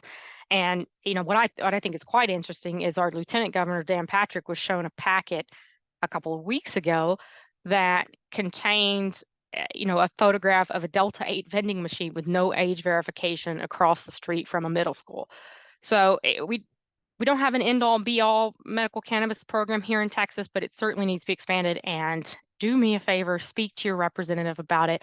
I did tell the presenters I wanted to leave at least 15 minutes for questions. So I will unshare my screen here and then open it up for questions. Thank you so much for sharing. That was lots of information, and I even learned a lot about the history. If anyone has questions, please put them in the chat. Just as a reminder, we can't unmute you. So if you have questions, please put them in the chat. Oh, that's surprising. I usually leave 20 minutes because we get usually a flurry of questions on cannabis. While we're giving our attendees an opportunity to ask questions, can you tell us a little about how you got started in this area? Oh, sure. So I think it was 2013. I always joke that I represent all of the vice industries because I don't just do cannabis. I do kratom, ayahuasca, psychedelics, name an alternative substance, and we handle it. But in 2013, I was representing big tobacco, and one of my big tobacco clients came to me and said, can you register this trademark for CBD? And like everyone else in the United States, I was, what the hell is CBD? So at that time, the USPTO, it was like a roller coaster trying to get cannabis applications through. You had to have a really intimate knowledge of the federal law and the history because there was a lot of tension between the DEA. They were coming out with interim and emergency regulations, then they would be sued. It was a real back and forth. So that learning curve really led me into this. I will give a disclaimer because I do a lot of mentorship with young attorneys who want to get into the cannabis arena. It is not easy. I work harder than I've ever worked in my entire life. Regulations change daily in this industry, and I'm not being hyperbolic when I say daily whatsoever. Your malpractice insurance will go up. You need to disclose to your malpractice insurer that you are working within this area. And then there are certain ethical considerations like Judge Moorehead so astutely addressed. I have addendums in my engagement letter that have disclaimers on advice on federal illegality. We have seen attorneys arrested in this space. It's been a couple of years, but there was a California attorney who was arrested, and the International Cannabis Bar Association, which I'm very proud to be a member of, came in and defended our member there and got her dismissed. There are so many seminars and trainers. Are there issues? Ooh, yes, because so that is a great question, Judge Moorehead. The first thing that I would look at if you're taking a seminar or training is the year, because if you're taking a seminar from 2021, you're already behind the curve. We're light years, and you can't really say that for other areas of law. We may have a few developments here and there, but cannabis, it's like yearly, we just trash everything and start all over. So make sure you do your due diligence. I recommend the International Cannabis Bar Association has a ton of good CLEs and seminars. I reiterate, just as you wouldn't dabble in criminal law, you should definitely not be dabbling in this particular industry. And I say that because we're seeing a rise. For example, there was a RICO lawsuit filed the other day, and it's going to fail. They went on a federal RICO claim. But we're seeing a rise in state filings for deceptive trade practices where consumers are suing the companies saying, we relied on you telling us this was legal. And I've had a couple of calls of people who have wanted to sue attorneys who have given them the opinion that, you know, the product they were selling in their retail store is legal or something like that. I don't handle any of that at all, so I send them elsewhere. But it can be a very, very high risk industry. The first thing that I ask a client, if they call me and say, hey, I want to open a retail store in Texas, my very first question, you know, what are you selling? Because then I go through the list and say, okay, you've got phytocannabinoid, you've got semi-synthetic, you've got synthetic. And if they say, you know, hey, I'm going to do THCA flower, I have to tell them, you're playing with fire and you're playing with your life in your hands. Do you have $10,000 to $20,000 to put aside to pay a felony criminal defense attorney? And then people always want to argue me. They say, well, you know, state uses gas chromatography testing. The statute says actually, yeah, I can argue till I'm blue in the face in the courtroom. But, you know, Judge Moorehead and Dawn can tell you, it doesn't matter when I stand up and tell that jury. What matters is what they come back with and what the state is able to prove. And I also, as one of the two people who've stood before the Texas Supreme Court on the issue of hemp, our firm took the smokable hemp case to the Texas Supreme Court. I cannot speak today. I can tell you that bench is not remotely favorable to this industry. Within 3 minutes of oral argument, even though we were representing a licensed, regulated consumable hemp manufacturer, we were compared to prostitution, heroin, told that what we were arguing would open the floodgates for abortion here in Texas. It was a very hostile bench. And that's a good note on the Delta 8 issue as well, because the Delta 8 case is pending before the Texas Supreme Court. There's actually a lot of misunderstanding on the case. They're not taking on the legality of Delta 8. They're challenging a procedural action that Dishes took in quote unquote a scheduling determination. So watch that case. I cannot guarantee you I know what the Supreme Court is going to decide, but it will definitively answer some of the questions on Delta 8 legality here in Texas. Thank you so much for answering that question, which I know Judge Moorehead put it in our chat. It was also a question from one of the attendees. Did any other attendees have questions or comments that they would like to add at this time? And I understand this is a comment for Judge Moorehead and Don.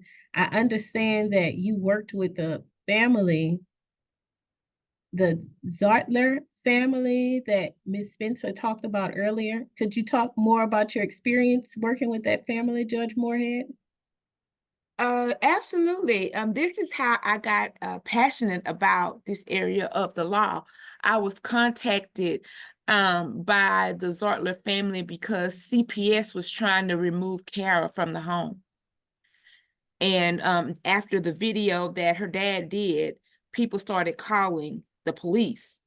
And keep in mind, though, the police in their community, which is a suburb of Dallas, were aware of what was going on and were not interested in arresting this, this father for helping the daughter. And Kara was also being treated by a physician, and her care, which included this treatment, was incorporated in all of her care. So the school was aware, her doctors were aware, her therapists were aware, and she required, as you could see, full-time care. But yet Child Protective Services thought they could do it better, and they wanted to terminate their parental rights and remove care from the home. And so I was brought in to address that issue. And then after we got that issue addressed, which obviously she wasn't moved. And by the way, Kara is a twin, and her twin is a supermodel. And I'm not just saying that because I'm not saying she's pretty. I'm saying she's an actual supermodel. I mean, they couldn't be more different, and they couldn't be closer. But Kara they've got the law changed. Autism was added because of that family's advocacy regarding this issue. And they also had other legal issues because Kara's family needed to get guardianship of her. And there was some concerns whether or not the guardianship would be denied because of this treatment that she was getting. And so that case was heard here in Dallas County Probate Court #1. And we were able to make sure that her parents got guardianship of her. But that was my background, and CNN came calling, and I was actually interviewed on CNN on their series Weed, because it's a little more provocative than cannabis. And it's great how Texas rallied around that issue. And they've also included other things, which I appreciate Chelsea bringing up, and how important it is for us as lawyers to advocate for these things, because when legislators hear from attorneys, they pay attention differently than they do from the general public. And so when we advocate for things, that's how PTSD for our veterans got included in our Compassionate Use Act. And so if we could do more advocacy and be more involved, it would be awesome. That's why having these type of conversations are so great, Megan, because you don't really realize, you hear and you see. I'm gonna talk a little bit about cannabis today and see what's going on with cannabis. I'm just curious. There's so much to be done, and there's so many areas. There are people opening businesses that are looking for lawyers. There are lawyers wanting to open businesses. They want to start this as a niche practice area. And so there's just so much to do in this area. That's why I'm so excited that Chelsea and Don both were willing to come and give us a perspective on it. Because I feel like I'm learning all the time too. I'm learning something new. I learned so much from Chelsea today. I was furiously over here taking notes. And I hope that I can get her back again on some other programs. But thank you so much for this opportunity. Thank you so much, Chelsea, Judge Moorehead, and Don. This was one of the programs that we put on due to the members of HYLA really wanting this program. Out of all of the programs that we had thus far, and probably of those to come, this was the one, or maybe the top 2, and we have almost 10 programs a year, almost a program every month. So it's definitely a lot of interest from the members, as shown by the attendees who are here today, and also the folks who requested to be able to review the recording as well. And just to kind of wrap things up here, I know you all talked a lot about cannabis on the state level and how behind Texas is, and from a financial perspective and it being so expensive, and from a health perspective and it being so difficult. Can you talk a little bit from a federal level? And I know you touched on the IRS, but just in terms of federally, do you think things are more advanced, or do you think Texas is ahead? Well, let me just interject one little quick second, because Don knows more about the criminal than Chelsea on that side of it. But with regard to the Internal Revenue Service, ironically, my sister is one of the highest ranking people in the Internal Revenue Services. She was the weed czar. That's why I called her the weed czar. And had to go to dispensaries and check they all have numbers and they have strains and all those things that they have to be connected, and it's a whole lot. And then also issues with the IRS accepting funds, because people who have legitimate THC and medical marijuana businesses and legalized marijuana businesses desire to pay their taxes, and they do pay taxes in the millions of dollars.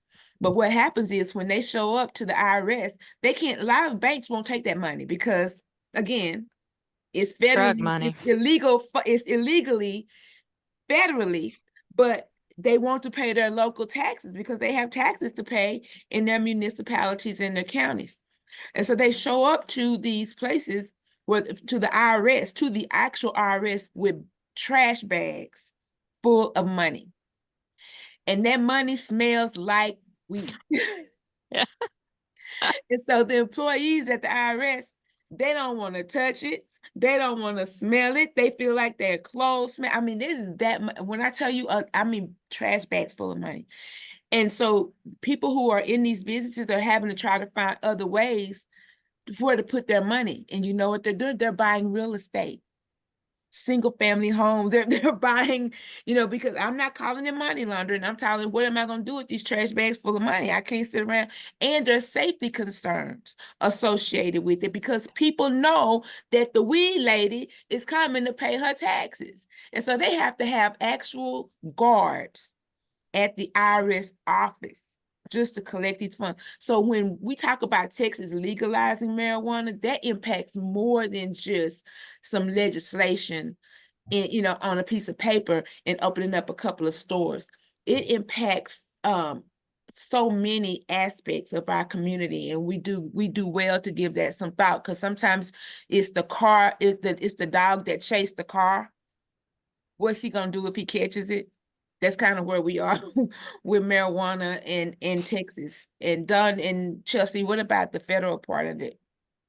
I'll just add to that and say we've actually had cannabis operators who have been murdered. They've had their vehicles followed. There was a family a year ago. It was a wife and a husband who owned a farm, and some of the workers on the farm believed they were storing excessive amounts of cash, so they drove them out to the desert, stripped them naked, shot them both. The wife survived and crawled all the way to a highway, but that's one instance of many. The federal government is it's kind of a misnomer. We are far behind as we sit today, far ahead as we move forward, because DEA is considering the rescheduling recommendation down to Schedule 3.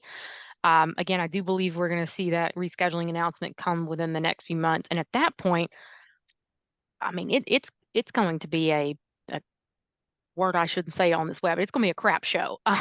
Because states are still going to have their state sanctioned regimes, they're still going to have their recreational regimes, but at the federal level, it's going to be classified similarly as codeine. You'll need a prescription. You should be able to get it again at CVS or Walgreens. Don, feel free to hop in and add some color if you'd like. Well, it's been a while. It's been a minute since I've seen the feds take a marijuana case. My last case was, I think, in like 2015. It was a grow house in San Antonio with lots and lots and lots of plants. And back then we filed motions to dismiss because of the disparity between prosecuting in Texas versus all the other states, and they ended up giving us probation, but so we didn't have to deal with it. But I'm not seeing any prosecution on the federal level of any cannabis related cases at all, period. I mean, they can barely prosecute the fentanyl cases. So where we see it though is, and I see this every day, is cops using the odor as a pretext for probable cause to search, and then finding big loads of everything else.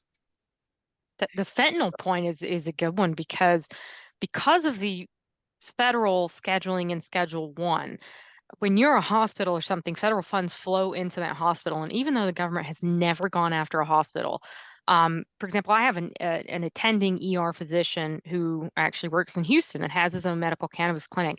If a person who is addicted to fentanyl or addicted to some other serious substance, or who could really use medical cannabis for XYZ, and again, it's not an end all be all. It may work for you, it may not. But if it does, and if in that physician discretion they believe that it may work for you, their contracts actually forbid them from mentioning the medical program to people coming into that ER. Wow, that's just how restrictive it is. And just in terms of adding more color, as you said, from a state to state and how things are regulated, I'm in Houston and I appeared for a deposition in Colorado, and the court reporter's hands were cramping up and she pulls out some THC cream, which the colleague of mine who I was appearing with, he was out of Florida. So that's just, you know, it's so common there, widely accepted, well, more widely accepted than it is, at least in Texas, and not as foreign, that the court reporter felt comfortable telling us what she was doing. No one asked her. She just voluntarily like, oh, try this cream. I think her son-in-law, someone manufactures it. My court reporter has been with Dallas County for 38 years. And I'm guessing if I could get her some of that. Oh, she'd take it in a heartbeat. Tell her to go to Total Wines, Judge Moorehead. She can have some seltzer she can sip on. Wow, I can't believe that. It's in Huge. Every Total Wine across the state of Texas and every Specs, with more to come. Stay tuned in the next 2 weeks. You're gonna see more on the THC beverage category. Wow, and I have DWI court tonight, you all. So, you know, this type of thing I'm hearing all the time. I get clients, and this is another issue that we're going to talk about. You brought it up briefly, Dawn, is that when people violate on their probation, a lot of times it's because of THC. How do you violate somebody for THC for smoking marijuana? And if you violate them, they could go to jail for decades. Why would they do it though? But still. Here's a better one that the legal community really needs to get on top of, because we're even struggling with this in states that have had, medicinal recreational regimes for 6+ years. I helped with the New Jersey Commission and in Colorado. How do you define an intoxication standard for THC? I mean, it's going to happen that somebody's going to drink too many of these. They're going to go out and they're going to kill somebody. And then, do the dram shop laws apply? How do you define intoxicating standard when everyone metabolizes differently? In Colorado, there was a huge study done with people who smoke every single day. They were given a high amount and they drove just fine, zero impairment. Then they took new users, gave them low doses, severe impairment. How how is the state of Texas going to deal with that? It's honestly something we're going to have to address as lawyers in the next few coming years in setting those standards. And even the scientists don't know yet. Well, every cannabis DWI I've ever had, they're just so unprepared and inadequate that they ultimately can't. They dismiss it. They can't even figure out the DWI science, let alone the cannabis science. We have But that's not what's happening question. to court-appointed people, to indigent folks, right? That's not what happens to them.